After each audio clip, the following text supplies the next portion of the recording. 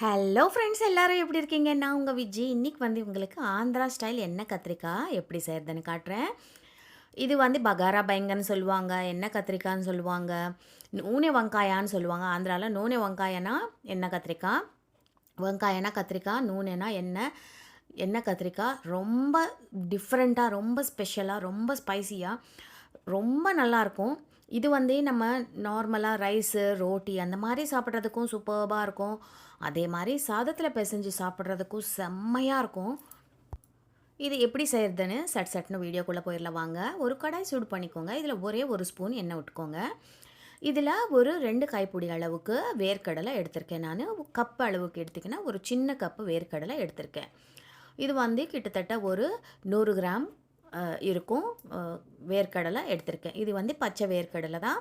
வறுத்த வேர்க்கடலை எடுத்திங்கன்னா நீங்கள் ரொம்ப ஃப்ரை பண்ண வேண்டாம், கொஞ்சம் லைட்டாக வறுத்தா போதும். இப்போது இது நல்லா கோல்டன் ப்ரௌன் கலர் வரணும். நல்லா கலர் மாறிட்டு அந்த பச்சை வாடையெல்லாம் போயிட்டு நல்லா ஃப்ரை ஆகணும். அது வரைக்கும் நீங்கள் ஃப்ரை பண்ணிக்கோங்க. ஒரு 2லேருந்து 3 நிமிஷம் ஆகும். கொஞ்சம் சிம்மில் வச்சுட்டு நல்லா மிக்ஸ் பண்ணிகிட்டே இருந்தீங்கன்னா நல்லா ஃப்ரை ஆகிடும். இது வந்து நல்லா ஃப்ரை ஆனதுக்கப்புறம் இதில் நம்ம ஒரு ஸ்பூன் வரைக்கும் தனியா போட்டிருக்கேன், முழு தனியா. நீங்கள் தனியா தூள் கூட சேர்த்துக்கலாம். ஆனால் மிக்சியில் அரைக்கும் போது தனியா தூளாக இருந்தால் அரைக்கும் போது சேர்த்துக்கோங்க. தனியா டைரெக்டாக இப்போவே சேர்த்துக்கலாம். இப்போ இதில் ஒரு 2 ஸ்பூன் எள்ளு, வெள்ளை எள்ளு எடுத்துக்கோங்க. அப்போ தான் கலர் நல்லாயிருக்கும். இப்போது இதில் நம்ம வந்து எல்லா மசாலாவும் இதில் போட்டு ஃப்ரை பண்ணிவிட்டு இது பேஸ்ட்டாக அரைக்க போகிறோம். இப்போ நம்ம எள்ளு போட்டோம். இதுக்கப்புறம் நம்ம இதில் ஜீரகம் போட்டுக்கலாம். ஒரு அரை ஸ்பூன் ஜீரகம் போட்டுக்கலாம். நல்லா ஃப்ளேவர்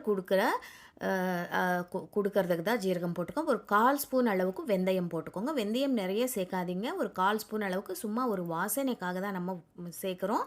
ரொம்ப ஒரு நல்ல ஃப்ளேவர் கொடுக்கும் வெந்தயம் நல்லா ஃப்ரை ஆனதுக்கப்புறம். அப்புறமா இதில் காஞ்ச மிளகா ஒரு 4லேருந்து 5 காஞ்ச மிளகா காரத்துக்கு ஏற்ற மாதிரி நீங்கள் போட்டுக்கோங்க. இல்லைன்னா மிளகாத்தூள் கூட சேர்த்துக்கலாம். ஒருவேளை நீங்கள் தனியாத்தூள் மிளகாத்தூள் சேர்க்குறதா இருந்தால் நீங்கள் அரைக்கும் போது சேர்த்துக்கோங்க. அது ஃப்ரை பண்ண வேண்டாம். இப்போ நம்ம எல்லாமே நல்லா ஒரு அந்த போட்ட மசாலா பொருள் எல்லாம் நல்லா ஃப்ரை ஆகணும். கமகமன்னு ஒரு ஸ்மெல் வரும். அது வரைக்கும் நீங்கள் நல்லா ஃப்ரை பண்ணிக்கோங்க.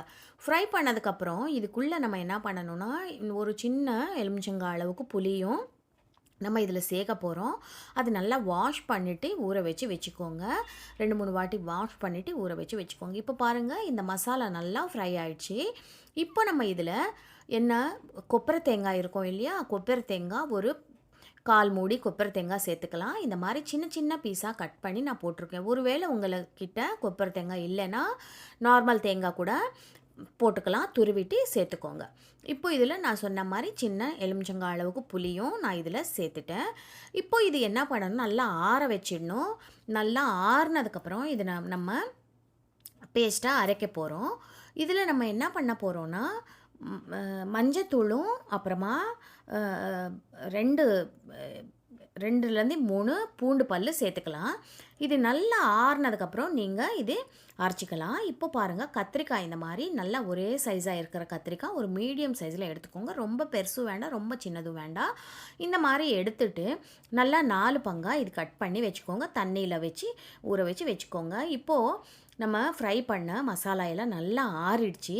இப்போ நம்ம இது மிக்சியில் சேர்த்துட்டு அரைச்சிடலாம். இது கொஞ்சம் தண்ணியும் சேர்த்துட்டு நம்ம பேஸ்ட்டாக அரைச்சிக்கலாம். இது வந்து ரொம்ப குறையாக வேண்டாம், நல்லா மையாவே நீங்கள் அரைச்சிக்கோங்க. தண்ணி சேர்த்துட்டு அரைச்சிங்கன்னா நல்லா ஒரு சட்னி இதுக்கு நல்லா வரும்.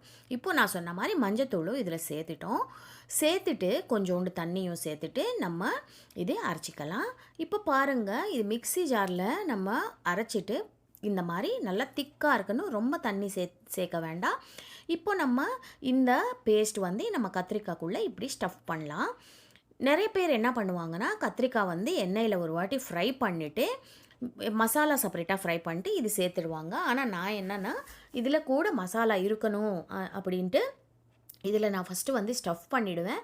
நல்லா ஸ்டஃப் பண்ணிவிட்டு எக்ஸ்ட்ரா எல்லாம் நல்லா க்ளீனாக எடுத்துட்டு எல்லா கத்திரிக்காயும் இந்த மாதிரி ஸ்டஃப் பண்ணி நல்லா இந்த பேஸ்ட் எல்லாம் நல்லா இதுக்குள்ளே வச்சுட்டு நல்லா எல்லாம் ரெடி பண்ணி வச்சுக்கோங்க. இப்போது கடாய் சூடு பண்ணிக்கோங்க. இதில் ஒரு 4லேருந்து 5 ஸ்பூன் எண்ணெய் சேர்த்துக்கோங்க. எண்ணெய் கொஞ்சம் ரொம்ப தான் பிடிக்கும், ஏன்னா இது எண்ணெய் கத்திரிக்காய் செய்கிறோம் இல்லையா, கொஞ்சம் கத்திரிக்காய் ஃப்ரை ஆகிறதுக்கு ஒரு 4-5 ஸ்பூன் எண்ணெய் தேவைப்படும். இப்போ நம்ம இதில் கடுகு போட்டுக்கலாம். கடுகு நல்லா வெடிச்சதுக்கப்புறம் இதில் நம்ம கருவேப்பிலை, அப்புறமா ஜீரகம் ஒரு 1/2 ஸ்பூன் சேர்த்துக்கலாம். கருவேப்பிலையும் போட்டுட்டு நல்லா ஃப்ரை ஆனதுக்கப்புறம் இதில் வந்து நம்ம ஒரு வெங்காயம், பெரிய வெங்காயம் சின்ன சின்ன பீஸாக கட் பண்ணி வச்சுருக்கேன் நான். அந்த வெங்காயம் இப்போ இதில் சேர்த்துடலாம். வெங்காயம் வந்து நல்லா கொஞ்சம் கோல்டன் ப்ரௌன் கலர் வர வரைக்கும் கொஞ்சம் ஃப்ரை பண்ணிக்கோங்க. ஒரு 2லேருந்து 3 நிமிஷம் நல்லா ஃப்ரை பண்ணிக்கோங்க. இந்த வெங்காயம் இந்த எண்ணெயில் நல்லா ஃப்ரை ஆகிட்டு அந்த ஃப்ளேவர் செம்மையாக இருக்கும். இப்போ நம்ம ஸ்டஃப் பண்ணி வச்சுருக்கோம் இல்லையா, அந்த கத்திரிக்காய் இதில் சேர்த்துடலாம்.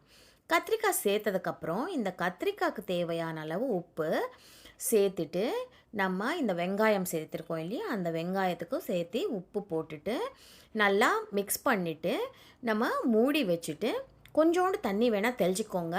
இப்படியே கூட நல்லா ஃப்ரை ஆகிடும், எண்ணெய் போட்டிருக்கோம் இல்லையா அதனால் ஃப்ரை ஆகிடும். நல்லா மூடி வச்சுட்டு நடுவில் மிக்ஸ் பண்ணிகிட்டே இருங்க, இல்லைன்னா அடி பிடிக்கும். ஒரு 5லேருந்து 7 நிமிஷம் ஆகும் இந்த கத்திரிக்காய் நல்லா சாஃப்டாக ஆகிறதுக்கு.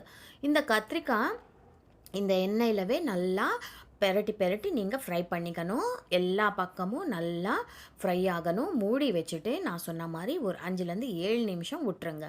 இப்போ பாருங்கள், நம்மளுக்கு பார்த்தாலே தெரியும் அந்த கத்திரிக்காய் சாஃப்டாக ஆயிடுச்சு. நம்ம வந்து ஒரு இது வச்சுட்டு செக் பண்ணிக்கலாம். ஒரு கத்திரிக்காய் எடுத்துகிட்டு நல்லா நல்லா சாஃப்டாக ஆயிடுச்சான்னு செக் பண்ணிக்கலாம். செக் பண்ணதுக்கப்புறம் தான் நம்ம மசாலா சேர்க்க போகிறோம். கத்திரிக்காய் இந்த மாதிரி உங்களுக்கு வேகாதுன்னு ஒரு இது இருந்தால் ஃபஸ்ட்டு எண்ணெயில் நீங்கள் ஒரு வாட்டி கத்திரிக்காய் ஃப்ரை பண்ணிவிட்டு அப்புறமா கூட இப்படி செஞ்சுக்கலாம். இப்போ நம்ம மீதி இருக்கிற பேஸ்ட் இதில் சேர்த்துட்டு அப்புறமா ஒரு கப் தண்ணி நல்லா மிக்ஸி கழுவிட்டு அந்த தண்ணியும் இதில் சேர்த்துடலாம். சேர்த்துட்டு இப்போது நல்லா இந்த குழம்புல இந்த கத்திரிக்காய் வேகணும். ஆல்ரெடி ஒரு பாதி பங்கு வெந்துருச்சு. இப்போ நம்ம இந்த தண்ணியும் சேர்த்துட்டு மூடி வச்சுட்டு இன்னும் ஒரு 7 நிமிஷம் நல்லா இது கொதிக்கட்டும். இந்த கிரேவி வந்து நல்லா கிட்ட வந்துடணும். நல்லா கொதிச்சுட்டு நல்லா தொக்கா நல்லா சேர்ந்து வரும். அது வரைக்கும் நம்ம இது ஃப்ரை பண்ணலாம். இப்போ பாருங்கள், நல்லா வெந்துருச்சு.